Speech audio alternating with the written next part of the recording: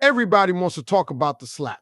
Nobody wants to talk about the man's eyes right before it, because something in them had already died long before his hand ever moved. I've told a lot of stories in my life. 30 years standing on a stage, holding a microphone, watching families lose their minds over a 100-point answer to a question nobody should know off the top of their head.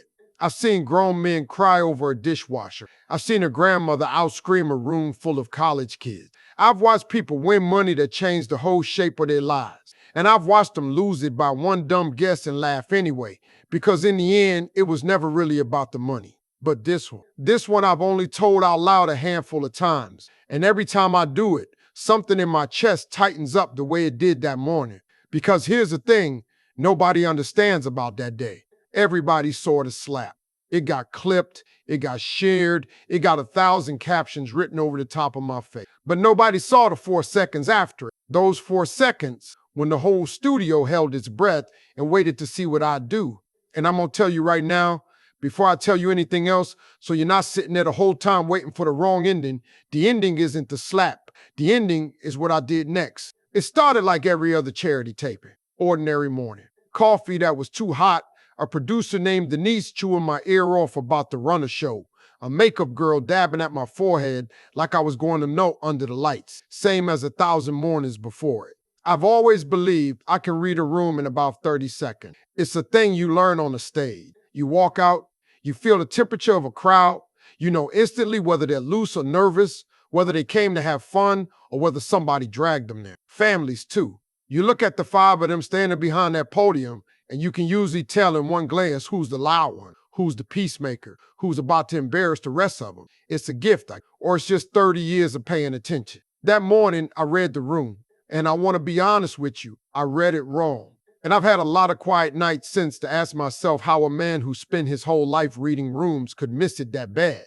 And the answer I keep landing on is uncomfortable. I think I read Marcus so wrong precisely because I recognize. Because I saw a version of my own younger self standing behind that podium, I filled in the rest of him with my own story. I assumed that because I once worn that same tired face and come out the other side, he was on his way out the other side too. I gave him my ending before he'd earned it, and I stopped actually looking at the man in front of me. That's the danger of thinking you can read people. Sometimes the read is really just a mirror, and you're looking at yourself and calling it insight. But I'm getting ahead of it. Let me set the whole thing out the way it happened. He came in on the challenger side. Marcus. I didn't catch his last name until later, and it doesn't matter now. A man in his 40s. And the first thing I noticed, the thing I always notice, because it tells you more than a face ever will, was his clothes. Cheap, but ironed, carefully. You understand the difference? A rich man's shirt costs $400, and he throws it on the floor. A proud man's shirt costs $9, and he presses every crease like it's the last thing standing between him and the world, seeing him fall apart. That was Marcus. $9 shirt, ironed like armor. And his eyes, tired. Not sleepy tired. The other kind. The kind you see on a man who life has made a whole lot of promises to and broken every single one, and who stopped expecting anything different but hasn't quite figured out how to stop being angry. My first instinct wasn't dislike. I want you to hear me on that, because it's the whole story. My first instinct was recognition. I'd seen that face before. I'd worn that face before. A long time ago, back before the stage, back before the microphone, back when I was sleeping in a car and telling myself it was temporary. I knew that face. I knew that man. So when I walked over to shake his hand, I didn't shake it like a host greeting a contestant. I shook it like one man who's been down there recognizing another man who's down there right now. I held it half a second longer than the cameras needed. I looked him in the eye and I gave him the little nod. The one that says, I see you, I know. Hang in there. He pulled his hand back like I'd burned him. That was the first sign. I should have read it better. We got going. The other family was warm, big laughs, a grandma named Pearl, who had the whole crowd in her pocket inside of a minute. That's usually a good thing. A hot crowd is a happy crowd. But I watched Marcus watching Pearl get her laughs, and I saw something tighten in his jaw. Every time the room warmed up, he cooled off. Like the warmth was aimed at him personally. Like every laugh in that studio was a laugh he'd been left out of his whole life. Then it was his turn at the buzzer, and he missed. Simple question. He froze, or he choked, or the answer just wouldn't come, and the buzzer went to Pearl, and Pearl's family cheered, and I did what I always do. I kept it light. I said something kind. I said, don't you worry, my man. There's a lot of game left. And that's when Marcus decided he was done being a contestant and started being something else. Must have been easy for you, huh? He said. Not to the room, to me. Smile, get on TV, get rich. Guys like me work our whole lives. Guys like you get handed a spotlight now. I've been doing this long enough to know when to laugh a thing off. And the crowd wanted me to laugh it off. You could feel them waiting for the joke that would make it okay. So I gave it to them, but I gave it to him too, if he was listening. Smiling looks easy, I said. Try smiling when everything inside you is on fire. That's the part I heard. And I meant that more than the room knew. Because there was a stretch of my life, years, not weeks, where I did every set with a smile stapled on over the top of a man who had no idea where he was sleeping that night. There was a winter I lived out of a Buick with a heater that only worked if you hit the dash in exactly the right spot. I did comedy clubs with gas money and a sandwich, and I'd walk off stage to laughter and drive back to that cold car and sit in the dark and wonder if I'd made the stupidest bet of my life. Nobody in those clubs knew. That was the whole trick of it. The smile was the work. Anybody can grin when the money's good. Grinning when you're scared to death and nobody can know it. That's a skill, and it's a lonely one, and I earned every inch of it. So when I told Marcus that smiling wasn't easy, I wasn't giving him a line. I was telling him the truest thing I know about myself, and I was hoping, foolishly, I see now, that he'd hear the invitation in it. I've been where you are. It doesn't have to end where you think it ends. That's what I was really saying. The room warmed a little, a few claps. Somebody in the back said, come on now. But Marcus didn't recalibrate. That's the word my producer used later, recalibrate. A normal person, when the room turns a little against them, they feel it, they adjust, they pull back. Marcus felt the room turn and he leaned into it, like the disapproval was the closest thing to attention he'd had in years, and he wasn't about to give it up.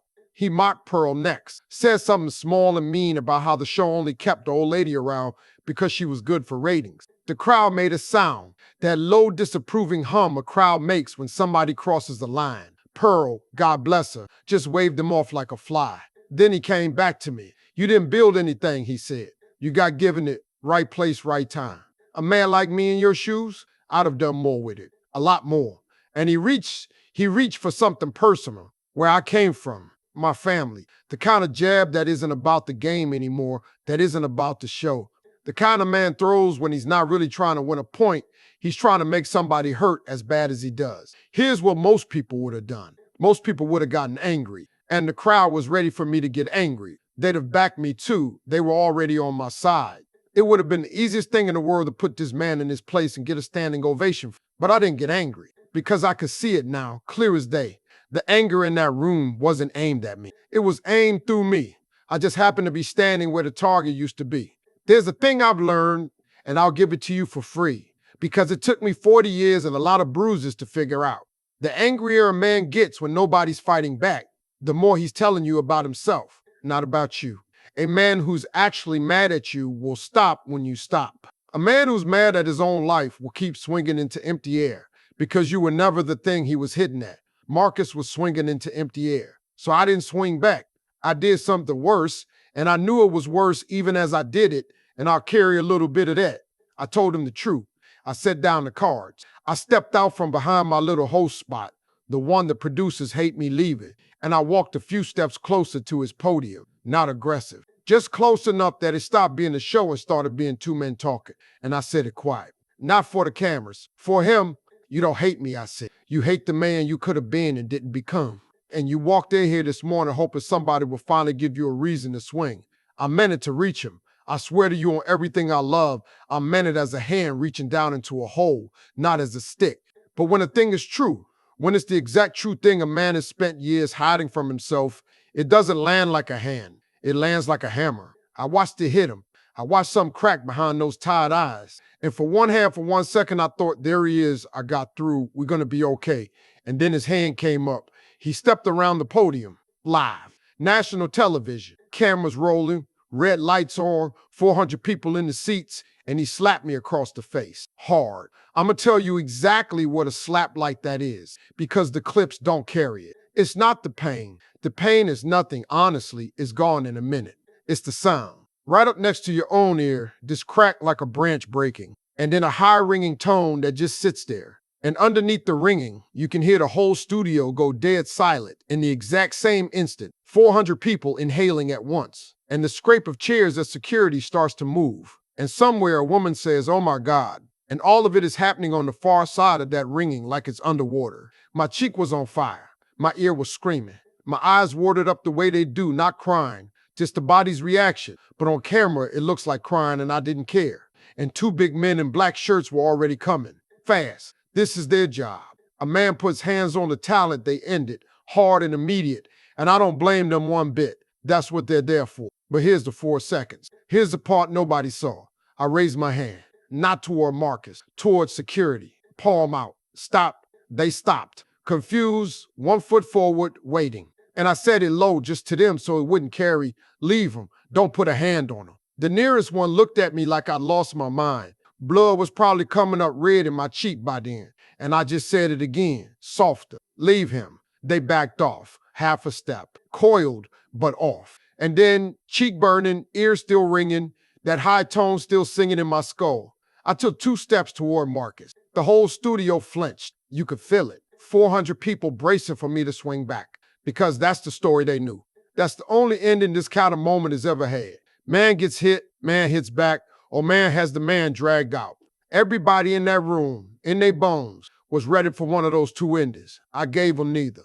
I put out my hand, open, toward him. The same hand I'd shaken when he walked in and he pulled away from like it burned. And I'll be honest about what was going through my head in that half a second, because people assume it must have been some deep calm, some wisdom. It wasn't. It was mostly noise and pain and that ringing. But underneath the noise, there was one clear thought. And the thought was simple. If I hit this man, I win the room and I lose him forever. And he's already lost everything else. That was the whole calculation. And it took no time at all. Because when you strip a moment down to what actually matters, there usually isn't much to decide. I could keep my pride or I could maybe reach a man. I couldn't have both. I've never once regretted which one I put down. And I said, and my voice cracked a little, I won't pretend it didn't. I said, that slap wasn't for me. You were trying to hit somebody who's never coming back, so I'll stand in for him. I'll stand in for the man you couldn't reach. I have been on that stage for 30 years. I have heard that studio loud. I have heard it scream, heard it stomp the floor till the light shook, heard it laugh so hard the sound guys had to ride the levels down. I have never, not once, heard it the way it was in that moment. There was no applause. There was no gasp even anymore. There was just nothing, a silence with weight to it. A silence 400 people were holding together because none of them had a script for what they just seen, and none of them wanted to be the one to break it. Everybody in that room had braced for me to swing, and instead I'd offered him my hand. Now here's the thing I understand about people, and it's the whole hinge of this story, so stay with me. Marcus could have handled it if I'd hit him back. He'd have known exactly what to do with that. A man who came in swinging is built for someone to swing back. It confirms everything. It tells him the world is what he always said it was, cruel, against him, out to get him. A punch would have been a gift. A punch would have let him leave that stage still angry, and angry was comfortable, angry was home. I didn't give him angry, I gave him grace. And grace was the one thing in the whole world he had no defense against. I watched it happen. I watched the anger drain out of his face, and I watched pure panic come up behind it, because the anger had been holding him together. It was the load-bearing wall. And when I pulled it out from under him with an open hand, the whole building came down. His face folded. This 40-year-old man in his $9 iron shirt standing on a game show stage, and his face just came apart in front of 400 strangers. And he didn't take my hand. He couldn't. He put both of his over his own face instead, and his shoulders started going, and this sound came out of him. Not a cry exactly, more like something that had been held down so long it had forgotten how to come out clean. And then he talked. To the room, to me, to nobody, to the floor. It came out of him in pieces. He said he'd lost his job 8 months ago. 22 years at the same place, and they let him go in a meeting that took 4 minutes, and he'd added it up once. 4 minutes for 22 years. And the math of that had been eating him alive. He said he'd lost the house. Not all at once. Slow. The worst way. Watching it go room by room, selling the furniture, the whole time telling his family it was fine. It was temporary. He had something lined up. He said his daughter wouldn't speak to him. That was the one that broke his voice all the way. He said it low and it still cut through the whole silent room. She wouldn't take his calls. And he didn't fully know why, whether it was something he'd done or just that he'd become someone she couldn't stand to watch struggle, and not knowing was its own kind of torture. And then he said the thing I'd never been able to shake. He looked up, wet-faced, and he said, I didn't come here to win. I don't even know why I came. I wanted to feel something that wasn't the hurt just for a couple hours. Even if the something was being mad. Being mad felt better than what's underneath it. That's why he took a swing at a game show host on live television. Not because he was a bad man, because rage was the last thing left that made him feel awake, and he'd rather be awake and hated than numb and forgotten. I've thought about that sentence more times than I can count. Being mad felt better than what's underneath it. There's a whole lot of the world walking around running on exactly that if you look close. A whole lot of the meanness you see out there, the comment sections, the road rage, the man who explodes over nothing at all. A whole lot of it is just somebody who found out that anger is a painkiller and got hooked because the alternative is feeling the actual thing. I could have punished him. Understand, the room would have let me. I could have stepped back, straightened my jacket, made some cool remark, had him walked out and gotten my standing ovation, and every person watching at home would have said I handled it like a champ. I didn't want the ovation. I wanted the man. So I didn't give him punishment. I gave him a truth, the other kind of truth this time. Not the kind that breaks a man, the kind that might just hold one up. I said, Marcus, look at me. Life told you a lie. It told you that you're finished, that you had your run and you blew it, and now you just fade out mad. He was still shaking, but he was looking. But I want you to hear me, I said. A man who is actually finished doesn't get up on his worst morning and drive down to some studio and swing at the world. A finished man stays home. A finished man is quiet. You're not quiet. You came out swinging on the worst morning of your life. That's not a finished man. That's a man who still got fight in him and hasn't told himself the truth about it yet. You aimed it wrong, but you still got it. Do you understand me? You still got it. The security guys had backed all the way off by now. Nobody was moving. Denise, my producer, who has interrupted me mid-sentence for 30 years to hit a commercial break, did not cut to. She told me later she couldn't. She said her hand was on the button and she just couldn't do it. She let it run. And then the room did the thing I'll remember when I'm old. They stood up, not to boo him. I braced for that. A piece of me was scared they'd turn on him. 400 people rising up against this man who'd hit their host. But that's not what it was. They stood up the way people stand up in a church or at the end of something that moved them. Quiet at first, then this warm rolling sound building up. And it wasn't for Marcus exactly, and it wasn't for me exactly. It was for the thing they just watched. It was for watching somebody get hurt and choose not to hurt back. For watching cruelty get answered with a hand instead of a fist. I think people are so starved for that, so used to every ugly moment escalating into a worse one, that when they finally see somebody break the chain, something in them just has to get up out of the chair. Marcus left the stage crying. I want to be careful how I say this because it matters. He didn't leave with his head down. He didn't leave in shame, hustled out a side door. He walked off under his own feet, wet-faced but upright. And it wasn't the crying of a man who's been beaten. You know how a man exhales when he's been holding his breath so long he forgot he was doing it? When something finally lets go in his chest and the air comes out shaky because it's the first full breath in years? That's how you cry. Like a man exhaling for the first time in a long, long time. He stopped at the edge of the stage, turned back, looked at me, and he didn't say sorry. I don't think he had the words yet, but he put his hand up flat toward me. Not a wave. More like the thing you do when you can't speak, but you need the other person to know you saw them. I put mine up the same way, and he went. I've been asked 1,000 times since then whether I press charges. No, of course not. Some people can't understand that. They say he assaulted you on camera. You had every right, and they're correct. I had every right. Having the right to do a thing and it being the right thing to do are two different animals, and the older I get, the further apart they seem to move. I've been asked whether it was staged. It wasn't. I promise you it wasn't. You can't fake the sound of a slap like that next to your own ear, and you sure can't fake what came up out of that man afterward. Nobody's that good an actor. That was real all the way down. And I've been asked, most of all, what happened to Marcus. And here's where I have to be honest with you, because I'm not going to sell you a bow on top of this. I don't fully know. I know some. I know he wrote me a letter about 6 weeks later, handwritten, on lined paper, the kind you tear out of a notebook. And it was short, and it was careful, and I could tell he'd written it more than once before he sent the one he sent. He said he started talking to somebody, a counselor, through a program, free one, the kind you can get if you know where to look and you're finally not too proud to look. He said the first few sessions he mostly just sat there, but he was going back. He said he got some work. Not the old work, not 22 years of a thing, just some work part-time, but it was his, and he showed up for it. And he said, this is the part I keep. He said he called his daughter, and she hadn't picked up, but he left a message. And in the message, for the first time, he hadn't made an excuse, and he hadn't gotten mad. He just told her he was sorry, and that he loved her, and that he understood if it took her a while, and he'd hung up. And he said writing to me that he'd done that felt like the bravest thing he'd done in a year. He didn't say whether she called back. The letter just ended. Signed Marcus, and under it, smaller, like he almost didn't write it, the man from the stage. I've never heard from him again. I've thought about trying to find him. I never have. And I think the reason is that I want to leave him be. Some stories you don't get the end of, and I've made my peace that this is one of them. I hope his daughter called back. I hope he's still going to that counselor. I hope somewhere he's got a job he doesn't hate and a chair he sits in at night that's his own. I don't know. I just hope. And I've decided hoping is allowed even when you don't get to know.